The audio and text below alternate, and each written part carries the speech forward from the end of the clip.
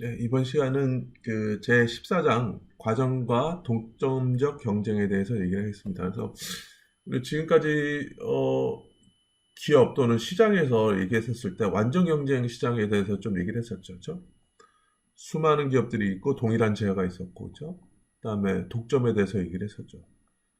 시장에 공급자가 딱 하나만 있으니까 시장 수요를 보면서 최적의 수량을 선택하고 그 가격은 시장 수요 곡선을 보고 가격을 설정하고, 그죠?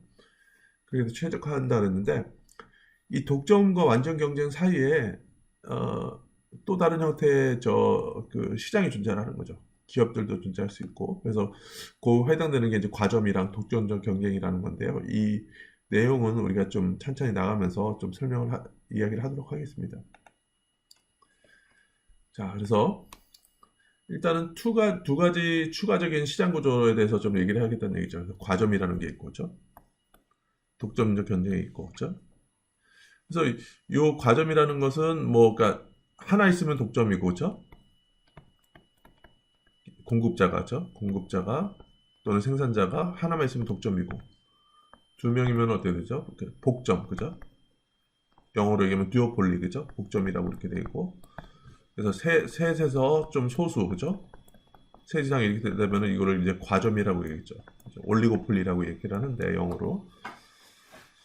자, 그랬을 때 그러면은 우리가 봤을 때 보면은 독점일 때 최적화 어떻게 하냐 기업들 입장에서 그렇죠? 복점에서 어떻게 하냐? 복점이나 과점은 거의 비슷한 유형이 있죠. 뭐 어, 소수의 공급자가 존재하기 때문에 시장 지배력이 있죠. 여전히 이 사람들도. 그러니까 완전 경제 시장에서는 어떻게 됐었죠? 수많은 기업들이 있으니까 시장의 가격은 주어진 거라 이렇게 했었지만은 독점에서는 뭐 어떻게 했었죠? 가격을 독점 기업들이 설정할 수 있었죠. 시장 수요를 보면서. 마찬가지로 복점이나 과점에서도 약간 독점에서처럼 시장 대비력이 있기 때문에 최적화를 하면서 또 가격을 설정할 수 있는 그런 능력이 있죠. 그렇죠? 이 부분은 어떻게 되는지는 수학적으로는 우리가 보조 자료를 통해서 좀 얘기를 할 거고요. 음, 약간 독점이랑 약간 유사한 점은 있죠. 이거는 좀 뒤에 천천히 나오는데 천천히 얘기를 할게요. 독점적 경쟁이라는 것은 이게 뭐냐면은 이게 뒤에 말했지만 수많은 기업들이 있어요. 수많은 기업들이 있는데 이게 제품이 차별화되어 있어요. 그러니까 제품이 차별화됐다는 입장에서는 거기서는 뭐 그 차별화된 제품 내에서는 약간 독점 형태 가지고 있는 것 같아서 가격 설정하고 최적화하는 데 있어서는 약간 독점이랑 비슷하게 가격 설정을 해요. 근데 그러니까 독점의 성격도 가지고 있고 완전 경쟁 같은 경우는 경쟁의 어떤 특성도 가지고 있는데 완전 경쟁의 특성에서는 이윤으로 따지면 어떻게 되죠? 이윤으로 완전 경쟁 시장에서는 장기적으로는 이윤이 0이다. 그죠? 그런 게 나오잖아요. 그러니까 이 독점적 경쟁이라는 것은 수많은 기업이 있고 각각 제품이 차별화되어 있어서 독점성도 가지고 있지만은 일단은 기업이 많기 때문에 완전 경쟁처럼 이윤이 0이 되게끔 이렇게 되거든요. 그래서 요거에 대한 내용도 좀 이렇게 좀 어, 얘기를 하려고 해요. 그래서 사실 그래서 이번 장은 지금까지 했었던 다양한 시장, 그죠? 완전 경쟁 시장, 독점 시장에다 추가적으로 뭐 과점이나 독점적 경제를 추가로 소개한다 이런 것도 의미가 있지만은 맨 마지막에 보면은 이제 아, 모든 시장 구조를 좀 정리를 한다는 의미에서도 좀 이 장의 의미가 좀 더 있다고 얘기를 할 수 있겠죠. 자, 그래서 보면은 핵심 개념으로 보면은 완전 경쟁과 독점의 중간에 해당되는 두 가지 시장 구조로는 과점과 독점적 경쟁이 있다. 자, 이렇게 좀 새로운 시장을 얘기를 할 거고요. 자, 이 두 가지 시장에서 판매자는 경쟁자의 행동을 의식한다는 얘기죠. 그렇죠? 자, 독점일 때는 경쟁자의 행동을 의식할 필요 없죠. 혼자 있으니까. 완전 경쟁 시장에서는 경쟁자의 행동을 의식할 필요 없죠. 왜냐면은 그러니까 수많은 기업들이 있기 때문에 그 가격을 그냥 주어진 거라 하고 자기 입장에서만 최선을 다하면 되는 거죠. 다른 사람의 행동을 뭐 이렇게 고려할 필요는 없겠죠. 그래서 또 보면은 이제 과점에서 장기적 경제적 요인은 양해될 수 있다. 소수의 기업들이 수요 곡선을 어느 정도 소수의 기업들이 있으니까 수요 곡선을 어느 정도 파악할 수 있어요. 다는 파악 못해도 일부는 파악할 수 있죠. 그래서 그거에서 영향력을 미칠 수 있거죠. 그래서 뭐 장기적으로 양의 이윤을 나타낼 수 있다는 것도 뭐 나중에 좀 우리가 연습을 할 거고요. 그래서 독점적 경쟁 시장, 그죠? 독점성이 있어서 가격 설정 같은 거는 독점처럼 하는데 이게 수많은 기업들이 있어서 완전 경쟁이랑 유사하게 돼서 이윤이, 그러니까 경제적 이윤이 0이 되게 이렇게 된다, 이런 얘기를 하고요. 뭐 어떤 게 뭐 어느 시장이 독점적 경쟁에 해당되는지, 어느 시장이 뭐 약간 과점에 해당되는지 이런 사례는 슬라이드에 있으니까 좀 뒤에 천천히 얘기를 하겠습니다. 자, 그다음에 시장의 경쟁 수준을 결정하는 몇 가지 중요한 변수로는 산업 내 기업의 숫자, 제품의 차별화 정도, 진입 장벽, 그리고 담합의 존재 여부들이 있다, 뭐 이렇게 얘기를 하는데요. 뭐 이 부분들이 이게 이 장의 핵심 개념이 되겠습니다. 자, 그러면은 우리가 하나밖에 없는 거죠. 하나밖에 없는 건 독점이라고 했었죠. 독점이라는 게 있었고, 완전 경제, 수많은 기업이 있고, 완전 경제라는 게 무수한 기업들이고 동일한 재화였었고, 그렇죠? 이렇게 했는데 요 사이에 뭐 다른 관계도 될 수 있는데, 시장이 경쟁적이 된다. 그러니까 완전 경쟁 시장이 비슷하려면은 이 완전 경쟁에서는 어떻게 된다 그랬죠? 수많은 기업들이 있다고 했잖아요. 그런데 수많은 기업이 얼마나 많아야지 완전 경쟁처럼 이렇게 될 수 있느냐, 이 질문이 되는 거죠. 여기서는 몇 개의 기업이 필요할까? 그래서 무수히 많아야 된다. 이게 좀 애매하죠, 그렇죠? 이거에 대한 내용은 이 장의 마지막 부분에서 어떤 경제학자들의 연구 결과에 대해서 좀 얘기를 하도록 하겠습니다. 그래서 완전 경쟁처럼 이렇게 되기 위해서는 생각보다는 기업들이 아주 많을 필요는 없다, 이거죠. 예?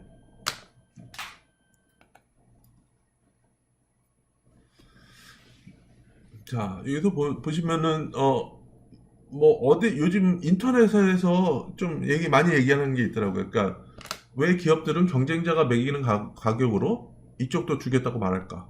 프라이스 매치. 그러니까 한국말로 하면 뭐랄까? 최저가 보상. 그렇죠? 프라이스 매치라는 것은 딴 데서 이렇게 싸게 팔면 우리도 최저가로 그 정도는 이렇게 팔겠다, 이렇게 얘기를 하는 거죠. 그렇죠? 자, 이렇게 최저가 보상하겠다, 이런 얘기를 보면요, 얼핏 보면은 우리가 제일 싸게 팝니다, 뭐 그 이미지가 좀 있겠죠. 그렇죠? 그래서 학생들 아마 기업들이 이미 가장 낮은 가격을 매기고 있다고 확신하기 때문이라고 말할 것이다. 그렇죠? 이쪽 주겠다는 이유가. 그렇죠? 그리고 이러한 정책은 소비자들에게 좋다고 생각할 것이다, 이렇게 되는데, 뒤에서 좀 얘기를 하지만은, 뒤에서 이제 결과적으로 보면은 최저가 보상을 하겠다는 게 뭐냐면 제일 싸게 판다는 얘기가 아닐 수도 있다. 그렇죠? 소비자를 위한 게 아닐 수도 있다, 이런 얘기가 나오거든요. 이거는 이제 뒤에 이제 일단은 호기심을 좀 유발시키고요. 뒤에서 좀 얘기를 하도록 하겠습니다. 자, 그래서 두 가지 추가적인 시장 구조. 그래서 우리가 완전 경쟁 시장에 대해서는 이미 좀 얘기를 했었고요. 그렇죠? 독점에 대해서도 어느 정도 얘기를 했었고. 근데 그 사이에 과점이라는 거하고 독점적 경쟁이 있다, 이거죠. 그렇죠? 자, 그래서 우리는 지금까지 양극단에 있는 두 가지 시장을 살펴봤죠. 완전 경쟁과 독점. 그렇죠? 자, 이들은 모든 차원에서 달랐다는 것도 알았죠. 우리가 완전 경쟁은 기업의 수는 어떻게 돼요? 완전 경쟁에서는 어땠죠? 기업의 수 되게 많았죠. 그렇죠? 독점은 어땠어요? 기업의 수는 딱 하나였고. 진입 장벽 측면에서는 어떻게 됐었죠? 완전 경쟁 시장에서는 진입 장벽이 거의 없죠. 그렇죠? 없고, 그러니까 누구나 쉽게 들어오고 쉽게 나갈 수 있고. 그렇죠? 독점은 어땠어요? 진입 장벽이 상당히 높았죠. 특히나 고정 비용이 되게 많았었던 거죠. 그렇죠? 그러니까 초기 고정비가 되게 많았기 때문에 아무나 쉽게 들어올 수 없었기 때문에 진입 장벽이 상당히 높았던 거죠. 장기적 경제의 이윤 측면에서는 어떻게 됐었죠? 완전 경쟁 시장에서는 경제적 이윤이 0이다. 장기적으로. 그렇죠? 왜 그랬었죠? 조금이라도 초과 이윤이 생긴다 그러면은 새로운 기업들이 진입을 해서, 그렇죠? 가격을 낮추고 다시 초과 이윤을 없애고 막 그런 식으로 해서 이제 초과 이윤이 없어질 때까지 이렇게 진입을 해서 이제 초과 이윤이 없어진다 그랬죠. 그 장기적 이윤이 0이 된다 그랬고. 독점은 어땠죠? 독점 같은 경우는 그 가격이 한계 비용보다 높은 지점에서 우리 독점 기업에서는 가격이 설정되지 않죠? 수요 곡선상에 이렇게 있는 거, 그렇죠? 그렇기 때문에 경제적 이윤이 항상 0보다 크게 됐었죠. 그렇죠? 그래서 우리가 지금까지 이렇게 살펴봤었고, 이들 양극단 사이에 있는 중간적인 시장이 있는데, 이 시장에는 일부 특성들은 특징들은 완전 경제 혹은 독점과 유사한 반면에 다른 특징은 이들과 다르다는 게죠. 이게 무슨 얘기인지 한번 우리가 구체적으로 뒤에서 볼 겁니다. 우리 테이블로. 그래서 그러나 현실 세계에서의 시장은 이와 같이 정확하게 네 가지 범주로 존재하는 것이 아니라 완전 경제가 독점 사이의 연속적인 직선사 가운데 다양하게 나타난다고 할 수 있다. 이렇게 보죠. 자, 제품이 차별화된 거냐, 동질적이냐, 그죠? 이것도 좀 시장을 구분하는 요소 중에 하나가 될 수 있거든요. 그래서 차별화된 제품 같은 경우는 비슷하지만 똑같지는 않은 제어들. 사례가 뭐가 있을까요? 한번 생각해보면 비슷한 게 뭐가 있을까? 차별화된 거. 비슷하면서도 좀 다르다. 스마트폰, 그죠? 그렇죠. 뭐 스마트폰의 기능으로 보면은 어떻게 되죠? 그 전화 통화하는 기능이 있고, 그 다음에 또 뭐 있죠? 인터넷 검색이라든지 앱을 사용하는 기능이 있고, 음악 듣는 기능이 있고, 막 그러죠. 그래서 기능상으로 봤을 때 보면은 삼성의 갤럭시나 아이폰이랑 비슷하죠. 이렇게 얘기하는 사람도 있고, 아니 무슨 소리예요? 이건 완전히 다른 건데, 그죠? 기능은 똑같더라도 안에 있는 세부적인 게 너무 다르다. 차별화되어 있다. 이렇게 얘기할 수도 있는 거죠. 그죠? 이렇게 해서 차별성이 있다. 이렇게 할 수도 있고, 동질적인 거는 서로 똑같아서 완전 대체적인 제한들 있죠.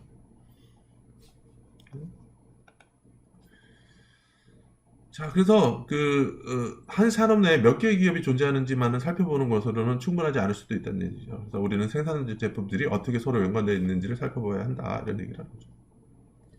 그러니까 시장을 봤을 때 구분할 수 있는 게 기업의 숫자, 그죠? 기업의 숫자로서 독점이냐, 과점이냐, 완전 경쟁이냐, 뭐 이렇게 될 수도 있지만은 차별화 정도죠. 차별화 정도도 이렇게 보면서 좀 고려해야 된다는 얘기죠.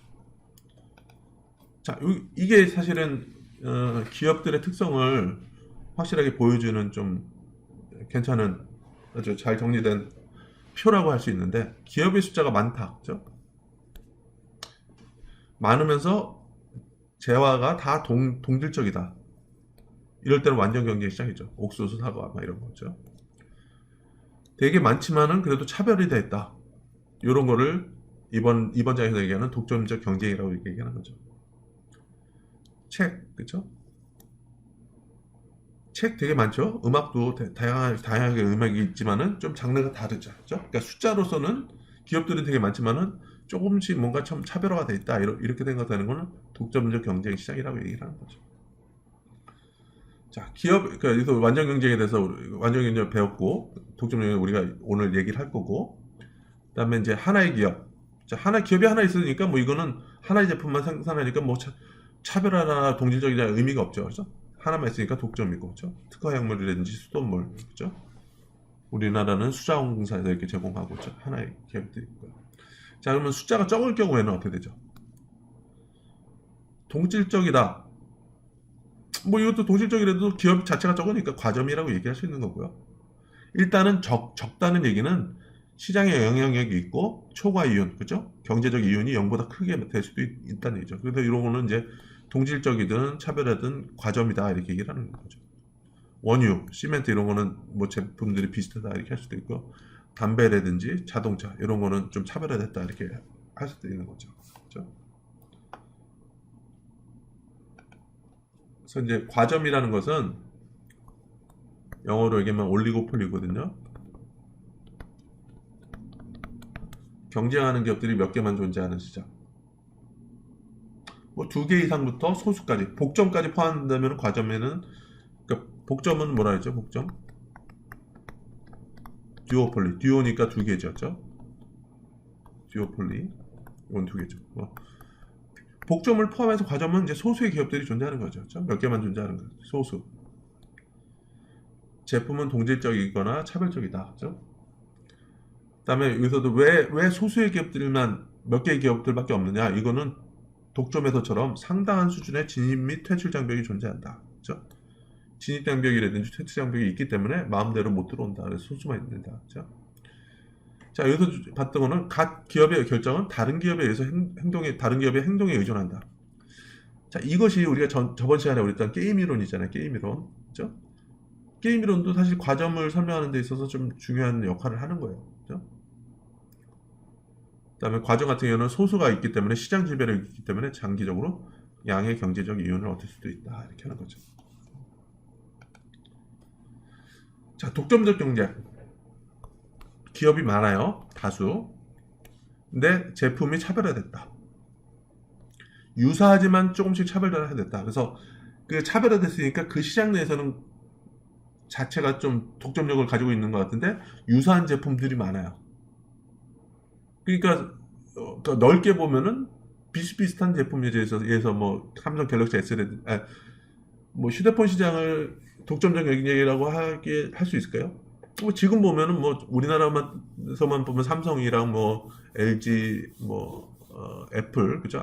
아이폰 이렇게 있지만은 뭐 중국에 있는 화웨이라든지 모토로라든지 뭐 그런 것까지 전 세계에 있는 그 스마트폰 제조사들끼리들을 다 포함시킨다면 그래도 좀 수많은 기업들이 있고 제품이 조금씩 차별화되어 있으니까 이것도 독점적 경쟁에 해당될 수도 있지 않을까 그런 생각도 듣고 있고요. 물론 여전히 좀 약간 소수긴 해서 좀 이거를 스마트폰을 독점적 경쟁에 넣는 게 맞는지는 저도 약간은 아직은 확신이 없어요. 근데 하여튼 수많은 기업들이 있지만은 조금씩 자기네들의 제품이 차별화되어 있다. 그죠?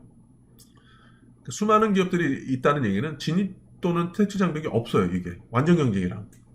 자, 이거는 뭘 의미할까요? 초과 이윤이 존재할 경우에는 누구나 들어올 수 있다. 이 시장에, 그쵸? 누구나 들어온다 그러면 결국에는 어떻게 될까요? 이윤이 0이 되게끔 만든다 이거죠.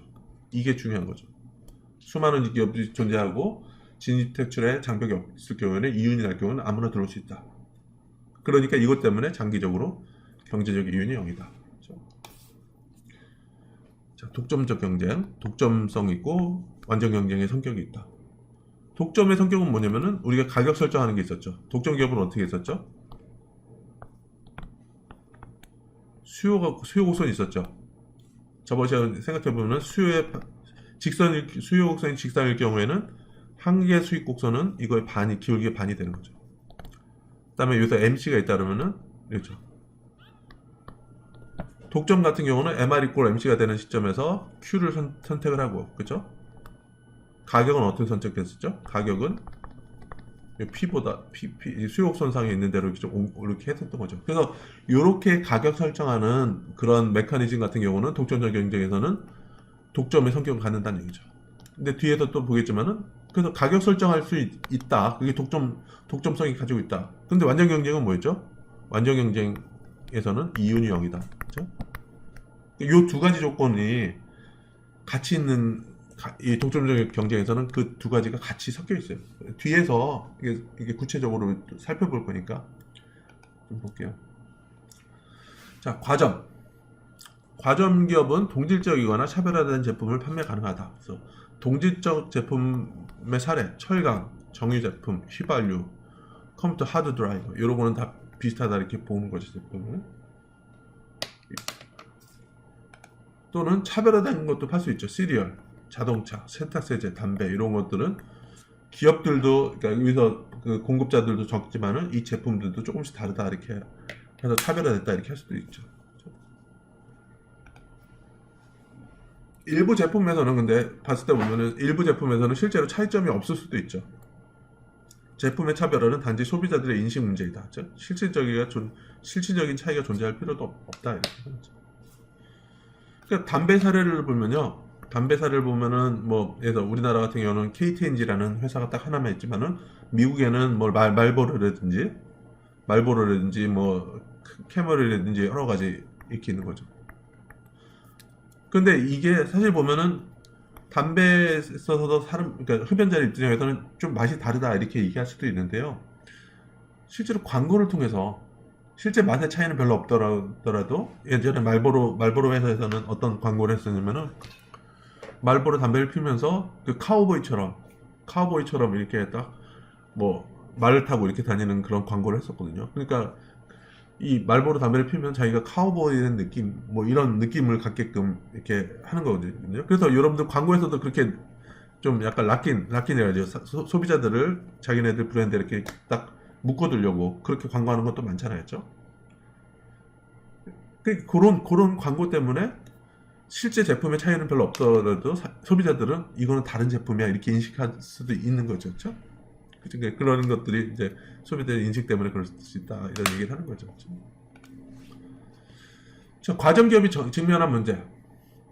그래서 독점 기업과 마찬가지로 상당한 진입 장벽이 존재하고 장기에서도 경제적 이윤이 존재했다 그랬죠. 그다음에 시장에 존재하는 몇 안 되는 기업의 상호작용 정도가 높다는 얘기죠. 그러니까 상대방이 어떻게 되느냐에 따라서 나도 이렇게 좀 많이 영향을 받는 거죠. 그렇죠? 자, 독점은 혼자 있으니까 상대방 고려할 필요 없죠. 완전 경쟁 시장은 조그만 기업들이 너무 많으니까 그냥 시장 가격만 주어진 걸로 하고 상대방 기업들은 그렇게 고려할 필요 없죠. 주어진 가격 내에서 자기가 얼마나 최적화를 시킬 수 있냐 요것만 고려하면 됐잖아요. 근데 과정 같은 경우는 소수의 기업이 있기 때문에 기업의 상호작용이 상당히 좀 중요한 역할을 한다 이런 얘기 하는 거죠.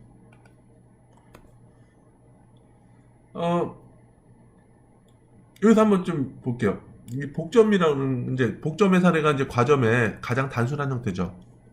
과점은 소수잖아요, 그렇죠?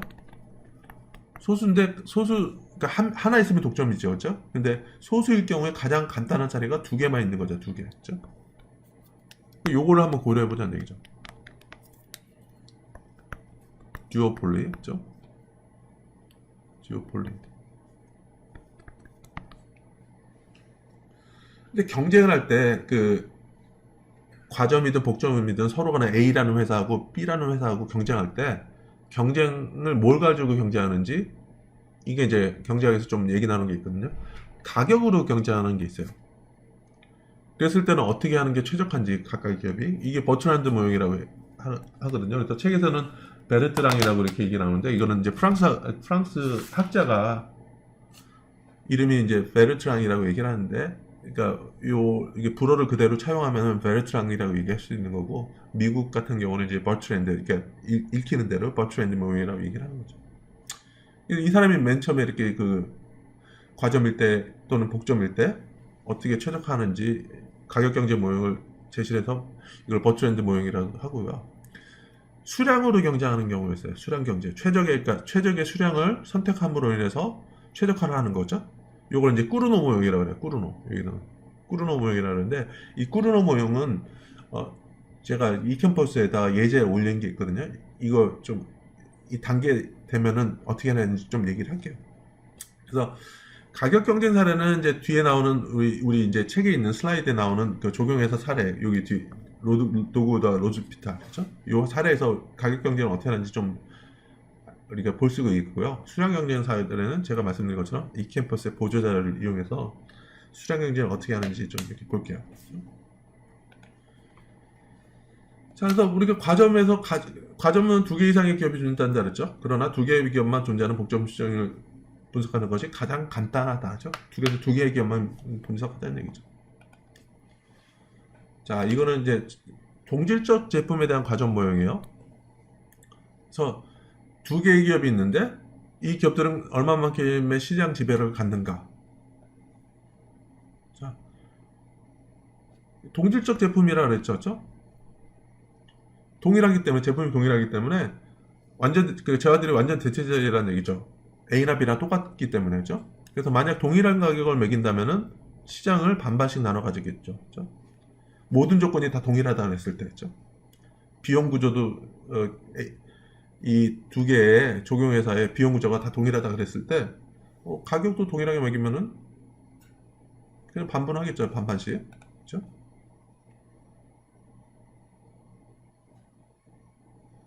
자, 그래서 근데 이럴 때 가격을 동일하게 할 경우에는 반반씩 날아갔는데 이때 한 기업이 가격을 내리면 어떻게 될까요?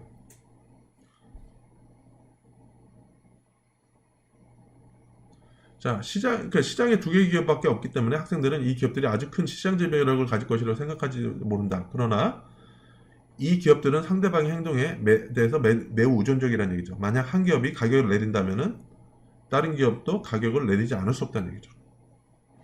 왜냐면은 동일한 제품인데 얘는 100원에 팔고 얘는 50원에 판다 그러면 예를 들어서 퀄리티가 동일한데 그럼 어디서 사겠어? 다 모든 사람들이 50원 파는 대로 다 가겠죠. 그러니까 보면은 기업이 두 개밖에 없더라도 가격이 좀 차이 나면은 한쪽으로 딱 몰려서 한쪽이 다 시장 점유율 100%를 가져갈 수 있는 거죠. 그렇죠? 그러니까 100원, 50원 할 때는 100원의 가격을 매겼던 기업들도 가격을 낮출 수밖에 없는 거죠. 그렇죠? 자, 이 제품이 동질적인 과점 시장에서 수요 곡선은 이렇게 주어진 거예요. 이 얘기 뭐냐면은 가격이 50불 이상일 때는 어떻게 되죠? 수요가 없어요. 50불 넘을 때는 이거에 대해서 살려는 사람이 없어요. 근데 0에서 가격이 0에서 50불 정도 사이에서는 1000명이 이걸 사용하려고 그러는 거죠. 조경회사니까 쉽게 얘기하면 그 미국 같은 경우는 각 집별로 법으로 그 정원들을 다 가꾸게끔 법으로 돼 있어요. 손질을 그러니까 잔디가 막 이렇게 잔디가 너무 많이 나가면 잔디를 깨끗하게 정리하고 그러는 게 법으로 돼 있거든요. 자, 그러면 법으로 이렇게 잔디를 좀 짧게 깎아라 이렇게 법으로 돼 있는데 그걸 할 수 있는 방법은 자기가 직접 잔디를 깎거나 아니면은 조경회사를 불러서 이렇게 좀 잔디를 깎게끔 이렇게 할 수 있는 거죠. 그래서 그런데 보면은 50불이 넘어가면 너무 비싸니까 이 조경회사를 안 불러고 자기가 그냥 깎는 거죠. 근데 만약에 0에서 50불 사이면은 그냥 조경회사에다 맡긴다는 그 얘기죠. 그렇죠? 그래서 A 회사가 잔디를 깎나 B 회사가 잔디를 깎나 그거는 그 소비자 입장에서는 동일하다. 별로 차이를 못 느낀다 이거죠. 그렇죠? 그래서 도표는 동질적이라고 가정된 조경 작업에 대한 수요 곡선이다. 그래서 가격이 50 이하일 때 조경 작업의 총 수요가 1000이다. 그렇죠? 요거 50 이하일 때는. 근데 50달러를 넘으면은 시장 수요는 누구도 이 서비스를 받으려고 안 한다는 얘기죠. 그렇죠?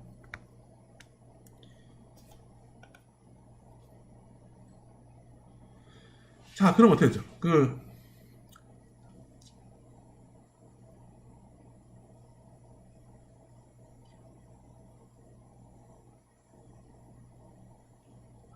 어, 가격을 둘 다 50불 이상,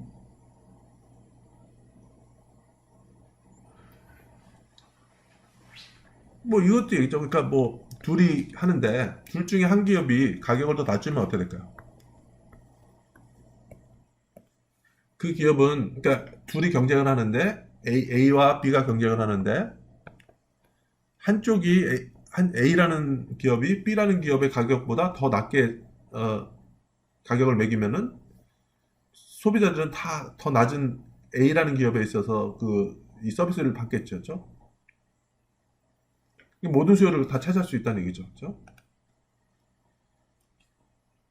그래서 뭐 잔여 수요라고 이렇게 나오는데 잔여 수요는 다른 기업들에 의해서 제공되고 남은 수요로서 산업 내의 모든 기업들의 가격에 의존한다는 얘기죠. 그렇죠? 잔여 수요라는 것은.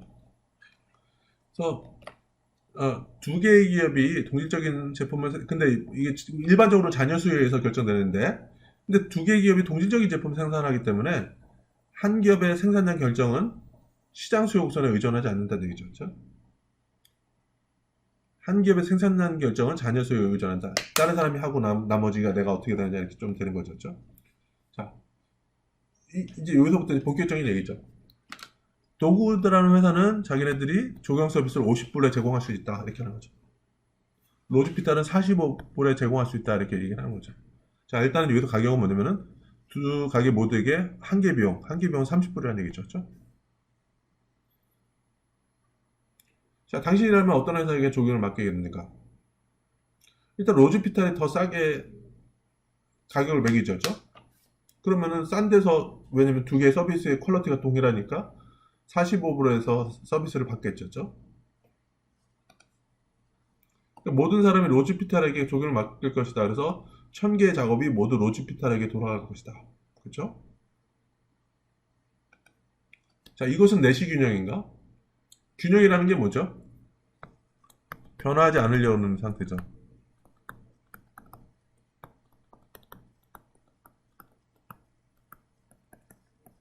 그래서 균형이라는 게 뭐냐면, 그러니까 어떤 거 딱 했을 때, 여기서 균형이라는 게 그러니까 최대값을 어디서 구하느냐, 이렇게 했을 때 보면은, 여기잖아요. 그죠? 우리가 기울기 많이 얘기했었죠. 그죠? 여기 같은 경우는 여기 공을 딱 떨었을 때 여기서 멈추겠죠. 근데 그러니까 여기는 이제 변하지 않으려는 상태이기 때문에 수학적으로 여기가 균형점이다 이렇게 얘기할 수 있는 거죠. 근데 만약에 여기다가 구슬을 딱 떨어뜨리면 이렇게 떨어지려고 그랬죠. 그러니까 변하려는 성질이 있겠죠. 그러면 균형이 아니라는 얘기죠. 그러니까 보면은 이렇게 됐을 때 이게 균형이냐 아니냐, 균형이 아니죠. 왜냐면은 로즈 피탈이 다 가져가잖아요. 그랬을 때 도구가 가만히 있으면은 균형이 되는 거죠. 변하지 않으려는 상태에 있으면은 균형이 될 수 있는데 도구가 가만히 있지 않겠죠. 로즈 피탈이 45불로 내렸어? 내가 50불 받는데 내렸어? 그러면 로즈 피탈이 다 가져갈 텐데 시장을?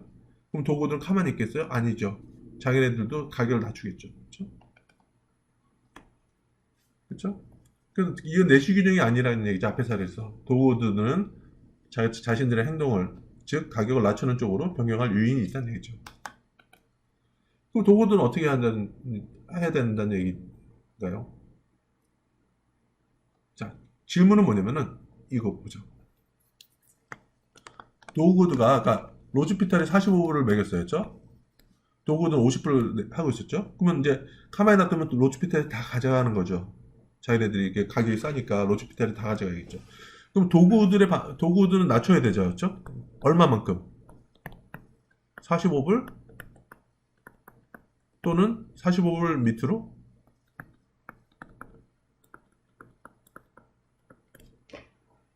자, 도구드가 45불로 내리면은 로즈피탈이 45불을 하니까 45불로 하면은 그냥 도구드나 로즈피탈이나 똑같이 45불로 서비스를 제공하니까 시장은 그냥 반씩 나눠 갔겠죠. 그렇죠? 근데 만약에 도구드가 45불보다 더 낮게 가격을 내리면은 그러면 도구드가 시장을 다 가져가잖아요. 그렇죠? 그러면 도구드 입장에서는 가격을 45불보다 낮게 하겠죠. 그렇죠?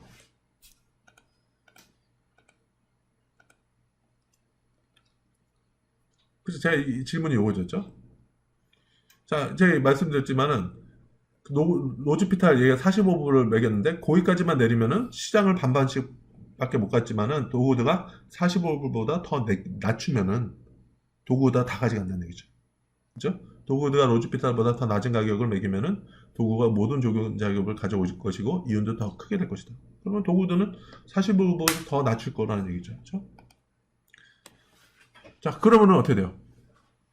그럼 로즈피탈은 어떻게 되는 거예요? 도구드가 이렇게 딱 낮췄다. 그럼 어떻게 돼요? 그러면은 로즈피탈도 도구드가 낮춘 것만큼 내리는 게 아니라 더 낮추고 막 그렇게 쓰는 거죠. 그런 경쟁들이 계속 지속적으로 내리는 거죠. 그렇죠?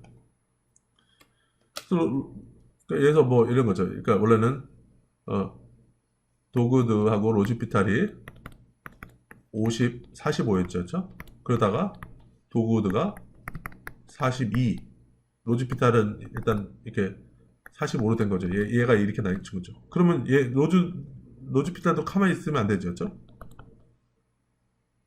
이거를 40 이렇게 해놓고 그러면 얘는 어떻게 돼요? 또 더 낮추고 서로 간의 가격을 조금이라도 상대방보다 더 낮게 해서 시장 수요를 다 가져가려고 이렇게 계속 경쟁하겠죠. 이게 가격 경쟁이거든요. 버추앤드 모형이라고. 그렇죠? 어디까지 그러면 서로 계속 이런 싸움을 계속 하겠죠. 그렇죠? 언제 끝날까? 그렇죠?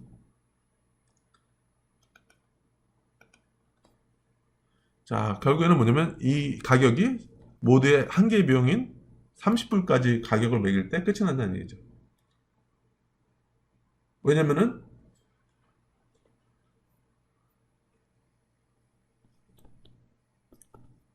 P 이꼴 MC라는 건 뭐냐면은 자기 한계 비용이 30불인데 30불 받는 거예요. 그러면은 이윤이 0이죠. 그렇죠? P 이꼴 MC. 이윤이 0인 지점까지였죠. 정상 이윤이 0인 지점까지 가야지. 이거보다 더 낮출 수는 없죠. 한계 비용보다 더 낮춘다는 얘기는 손해를 보니까 손해를 보면서 장사를 할 수 없는 거죠. 그렇죠? 그러니까 최소 자기들이 그 한계 비용까지 낮출 때까지 이 가격 경쟁이 계속된다는 얘기죠.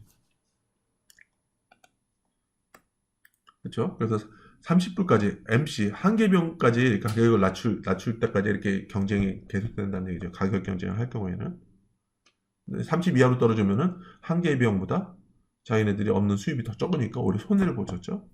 손해를 보셨죠.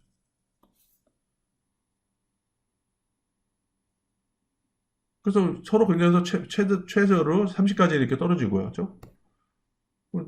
그러니까 서로 경쟁에서 30까지 둘이 한계 비용이 동일하다 보니까 30까지 떨어지고 나서 더 이상 떨어지지 못하니까 시장을 반반씩 갖는 거죠. 가격을 똑같이 이렇게 하니까. 자, 그래서 이걸 P 이퀄 MC 이걸 어디서 많이 봤죠? 그렇죠? 완전경제에서 그랬죠.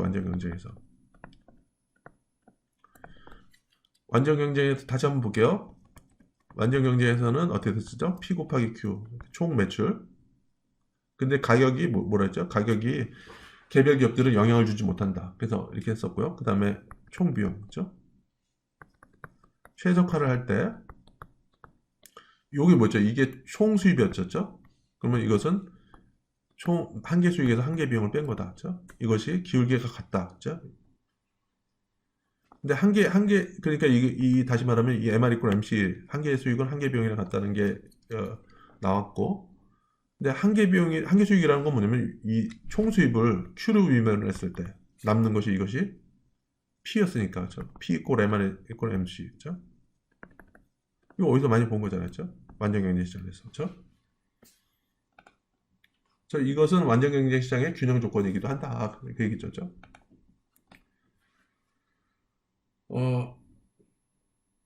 동질적인 경우는 그렇죠. 가격이 조금이라도 낮으면은 시장을 다 가져간다는 얘기죠. 근데 차별화된 제품에 대해서는 조금 달라질 수 있다는 얘기죠. 제품이 차별화됐을 때는 수요가 전부 아니면 0, all or nothing이 되지는 않는다는 얘기죠. 차별성이기 때문에 차별화로 인한 소비자들의 선호가 생기기 때문에 매출을 모두 잃지 않으면서도 기업들이 또 높은 가격을 매길 수 있다는 얘기죠. 이 얘기는 뭐냐면은 A라는 기업과 B가 있는데 재화의 가격이 PA보다 좀 PB가 좀 더 높아요. PA가 PB보다 좀 더 높아요. 그러더라도 이 사람의 이 사람이 시장에서 완전 지배력이 없어지는 게 아니라 차별화되기 때문에 여전히 잘 팔릴 수 있다는 얘기죠. 그렇죠? 코카콜라, 펩시, 그렇죠? 코카콜라, 펩시. 그러니까 코카콜라가 가격을 인상시키면은 펩시에게 매출을 잃겠지만은, 그렇죠? 그래서 코카콜라의 가격이 비싸서 뭐 펩시를 좀 더 사용을 하겠지만은 그렇다고 매출이 완전히 0이 되는 건 아니죠. 그렇죠? 어떤 소비자들은 여전히 코카콜라를 마시고 싶어 할 것이다. 차별성이 있기 때문에 여전히 가격이 차이가 나더라도 완전히 그 시장에서 수요가 완전히 없어지는 건 아니다. 이 얘기를 하는 거죠. 자, 그러면 코카콜라와 펩시는 어떻게 가격을 정해야 되느냐? 그러니까 가격 경쟁만 했을 경우에는 어떻게 됐었죠? 동질적이고 그랬을 때는 가격만 보고 MC까지 떨어지는 점까지 이렇게 가야 되는 거죠. 그렇죠? 이게 차별화된 데 있을 때는 어떻게 해야 되느냐? 코카콜라가 가격을 내릴 경우 펩시가 이를 따를 것으로 생각하는지 여부와 가격을 높일 경우 펩시가 이를 따를 것인지 생각하는지 여부 등이라는 얘기죠. 그렇죠? 그래서 우리가 독점이든 MR이권 MC는요 다 적용되는 거예요. 완전 경쟁이든 독점이든 독점적 경쟁이든 과점이든 다 항상 성립하는 거예요. 왜 그럴까요? 총 수입에서 총 비용을 뺀 거잖아요. 그렇죠? 이거 그냥 최적화하는 거는 그러니까 총 수입 같은 경우는 이렇게 돼 있고, 그렇죠? 총 비용은 이렇게 돼 있고. 그러니까 수익과 비용으로 했을 때 이윤이 극대화되는 지점은 기울기가 같아져야 된다. 그렇죠? 그래서 한계 수익과 한계 비용은 같아야 된다는 이거는 독점이든 과점이든 완전 경쟁이든 독점적 경쟁이든 다 동일하게 적용되는 거죠. 그렇죠? 자, 이렇게 해서 이렇게 설정을 하는데 경쟁자가 가격을 내리면 어떻게 되냐 이거죠. 동질적인 제품은 이게 제가 보는 것처럼 동질적인 제품의 경우는 복점에서 가격이 한계 비용까지 내려간다죠. 동일한 재화의 경우는 상대방이 가격 낮추면 우리도 그냥 MC까지 거기까지 계속 가격 경쟁에서 거기까지 떨어진다는 얘기죠. 근데 차별화된 제품의 경우에는 복점이라도 가격이 한계 비용까지 내려가지 않고 양의 경제적 이윤이 존재한다는 얘기죠. 그렇죠? 차별화된 제품의 경우에도 과점 시장에서 기업의 수가 늘어나면은 가격이 한계 비용적으로 더 낮아진다는 얘기죠. 그러니까 기업의 수가 많아질수록 가격은 또 떨어져요. 이거는 좀 뒤에서 예를 한번 보여드릴게요. 연습 문제에서 이캠퍼스상에. 그렇죠? 자, 요걸 한번 지금 바로 이제 그 이캠퍼스를 한번 가볼게요.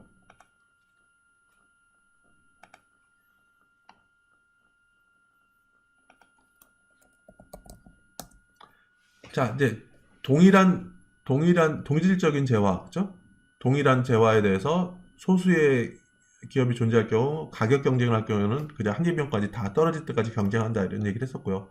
수량 경쟁은 어떻게 하는지 보여드릴게요. 수량 경쟁은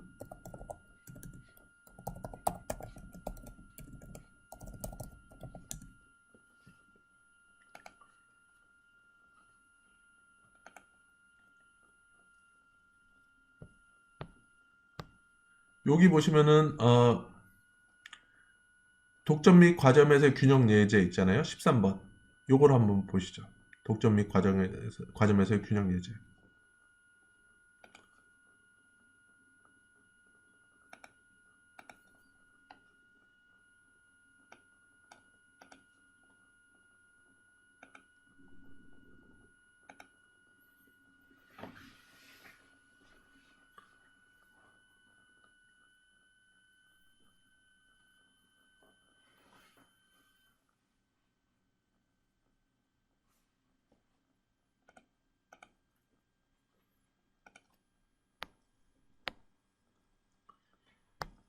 자, 이거는 한번 볼게요. 우리 독점에서도 저번에 독점에서 썼던 거랑 비슷하긴 한데 수요 곡선은 똑같이 되죠. 그러니까 어, 수요 곡선은 이처럼 P는 120 마이너스 120 마이너스 Q고요. 한계 비용은 각 기업들이 그냥 한계 비용은 0이라고 이렇게 가정할게요. 여기서.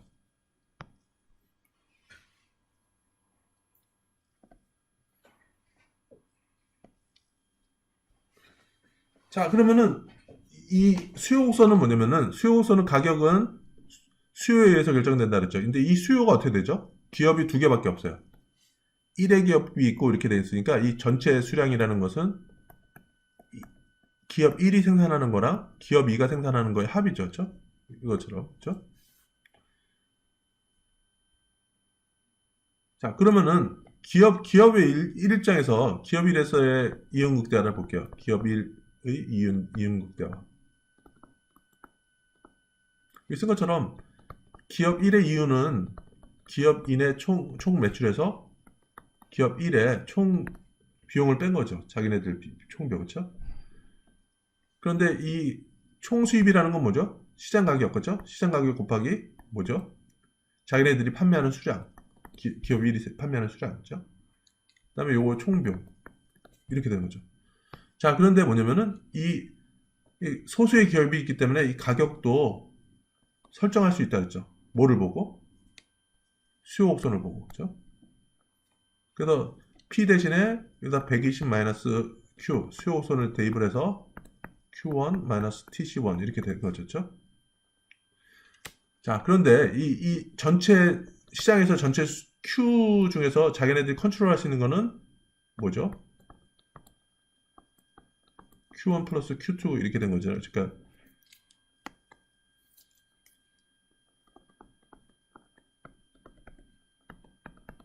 그렇죠?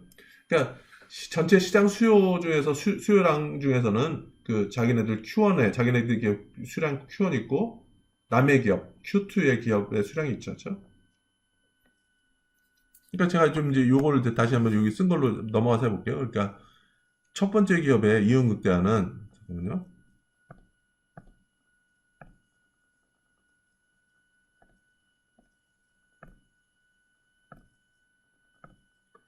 첫 번째 기업의 이윤극대화는 첫 번째 기업의 총수입, 그쵸? 에서 총비용을 뺀 거다. 제가 지금 여기서 보여드리는 거랑 동일한 거죠.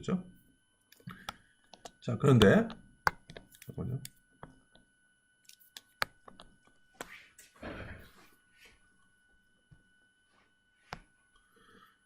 자, 그런데 이 총수입이라는 기업 첫 번째 기업에서 총수입이라는 것은 자기네들이 생산하는 판매하는 수량 곱하기 시장 가격이죠. 근데 시장 가격은 우리가 아까 본 것처럼 시장 수요라는 것이 120 마이너스 Q다. 시장 수요라는 게 되어 있기 때문에 이 가격이라는 것은 이게 복점이니까 두 개의 기업밖에 존재 안 하니까 가격에도 영향력을 미친다는 얘기죠. 뭘 보고? 수요 곡선을 보고 그죠? 그러니까 P 대신에 시장 수요 곡선을 여기다 집어넣은 거죠. 그 다음에 자기네들이 판매하는 수량, 그리고 자기네들이 가지는 총 비용, 그죠? 그래서 원이라고 표시를 할 거예요. 자, 근데 이 Q라는 것은 두 개의 기업이 판매하는 그 수량을 합한 거잖아요. 그죠? 그래서 Q 대신에 Q1 플러스 Q2를 이렇게 표시할 수 있죠. Q 대신에.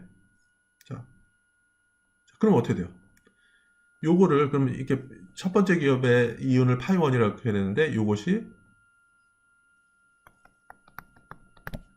이렇게 된 거죠. 요 부분이 이제 총 수입에 해당되는 거고, 요 부분이 총 비용에 해당되는 거죠. 첫 번째 기업에서. 그럼 미분하면 어떻게 될까요? 뭘로 미분한다는 얘기죠? 뭐를 선택한다는 얘기죠?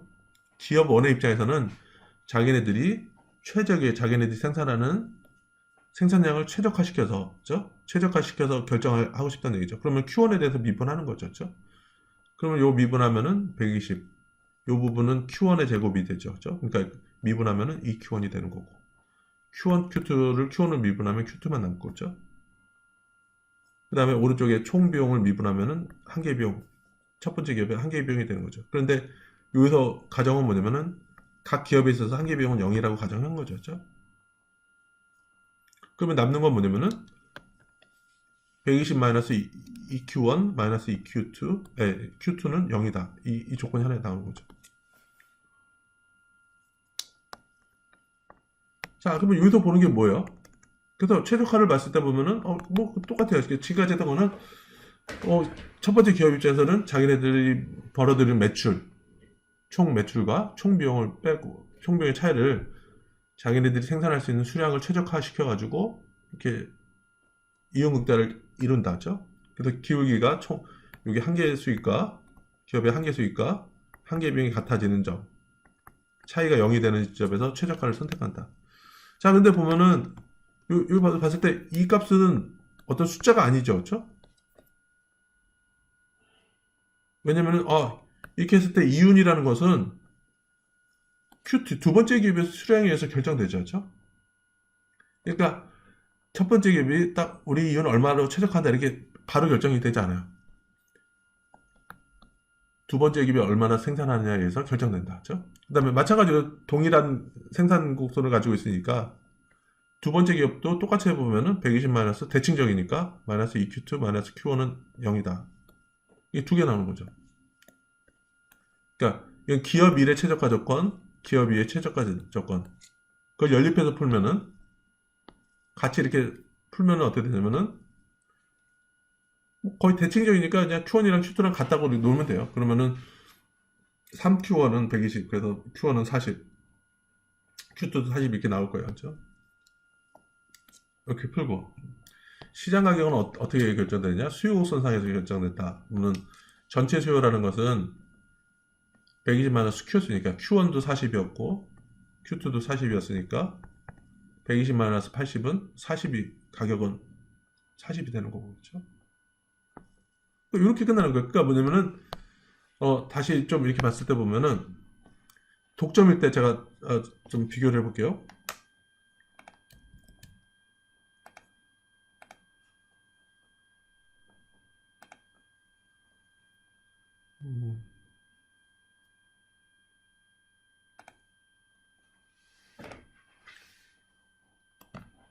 독점일 때는 여기 보시면은 독점일 때 가격은 60이고 독점일 때 수량은 60이에요. 그렇죠? 과점일 때는 두 개 합쳤을 때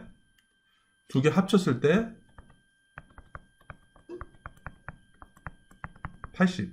각각 40이니까 80으로 늘어나고 가격은 40으로 좀 떨어지죠. 자, 독점일 때는 어땠죠? 독점일 때는 Q는 60이고 가격도 60이었나요? 독점일 때는 수량도 60이고 가격도 높고 그렇죠? 이렇게 되는데 복점이 되면은 수량은 좀 80으로 늘어나고 가격은 40으로 좀 더 떨어진다는 얘기죠. 복점이 아니라 동일한 구조를 가진 기업들이 더 많이 존재할수록 수량은 더 늘어나고 가격은 점점 떨어지고 막 그렇게 될 거예요. 이것이 그러니까 최적의 수량을 선택을 해서 이렇게 최적화시킨다. 이런 의미에서 이런 거는 이제 수량 경쟁이라고 얘기를 하는 거죠. 최적의 수량을 선택한다. 이걸 꾸르노 모형이라고 얘기를 했었죠.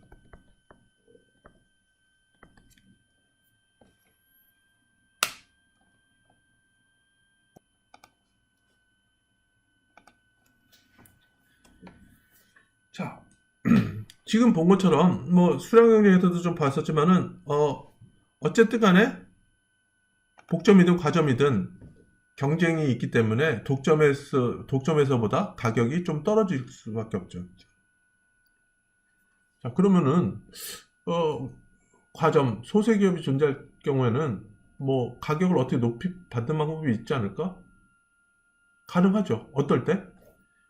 그래서 복점 두 개 기업이 있을 때 독점 기업처럼 행동하는 거죠. 독점 기업처럼 어떻게 행동해? 서로 담합을 하는 거죠. 담합이라는 것은 가격을 높게 유지하는 한 가지 방법이라는 거죠. 그래서 과점 기업들은 어떻게 가격 전쟁을 회피하는가 이렇게 보면은 담합을 통해서 할 수 있다는 얘기죠. 기업들이 매기는 가격이나 생산 물량을 모의해서 정하는 거죠. 이 문제점은 뭐냐면 이것은 불법으로 된 거죠.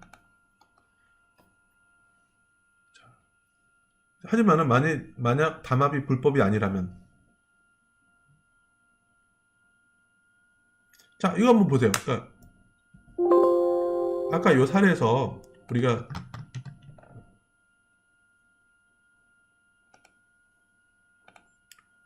여기서 독점일 경우는 어떻게 됐었죠? 독점일 때는 Q가 30이고 60이고 P는 얼마였어요? 60이었죠. 매출은 얼마죠? 66에 36, 그쵸? 360 되겠죠? 요건 어떻게 돼요? 과점일 때는 둘이 합쳤을 때 수량이 80이고 가격이 40이니까 48에 32 되는 거 320. 그러니까 각각은 물론 이제 160씩 매출이 160씩 나눠 가질 텐데 이렇게 하는 것보다는 그냥 독점처럼 360에서 180씩 나눠가는 게 더 나을 수도 있잖아요. 그러니까 담합을 한다 그러면 그렇죠?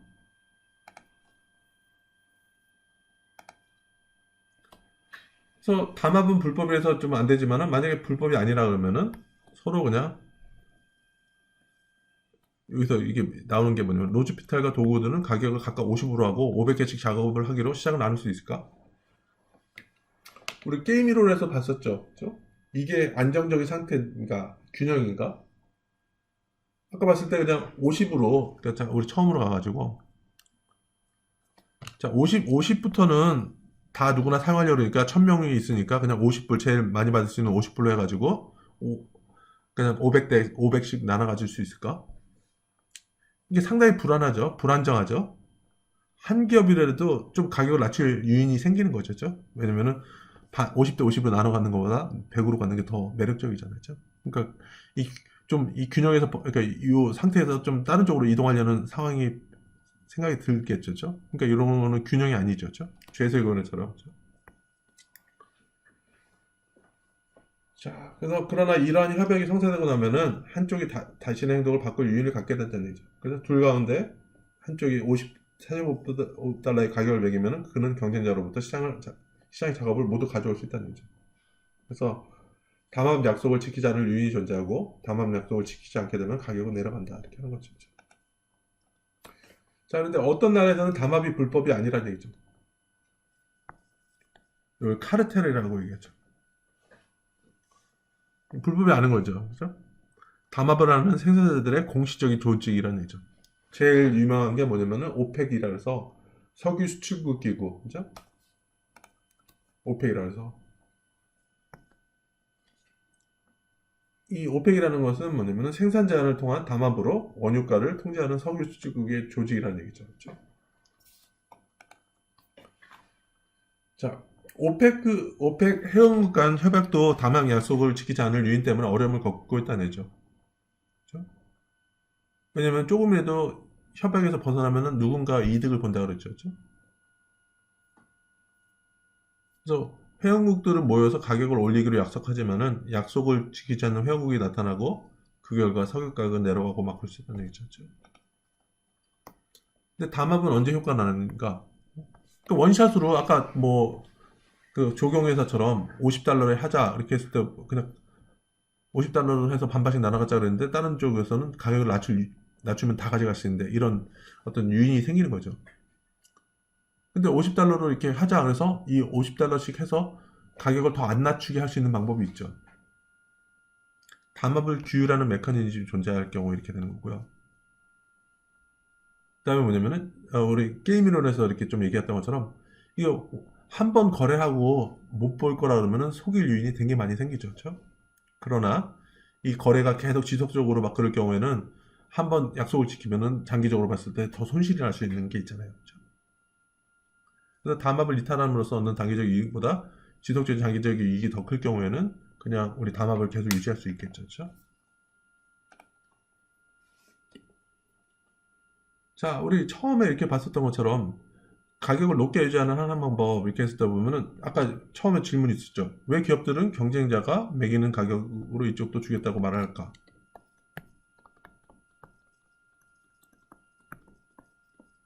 처음에 거는 뭐냐면은 우리가 제일 싸게 팝니다. 그렇죠? 최저가 보장이니까. 그러니까 소비자들은 여기서 사십시오. 이렇게 이런 취지로 이렇게 프라이스 매치라는 그런 표시를 하지 않았을까 싶은데 이것은 반대로 얘기하면요. 상대 경쟁자들한테 경고를 한다는 얘기죠. 그러니까 가격 매칭 보장이 소비자에게 좋은 것으로 보일 수 있다. 그러나 이는 경쟁자들에게 명확한 경고 신호가 될 수 있다는 얘기죠.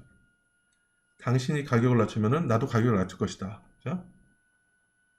그러니까 그러면 우리 둘 다 손해 본다. 그러니까 마음대로 가격을 낮추지 마라. 상대 공급자들한테 어떤 경고하는 그런 메시지가 될 수 있다는 얘기죠.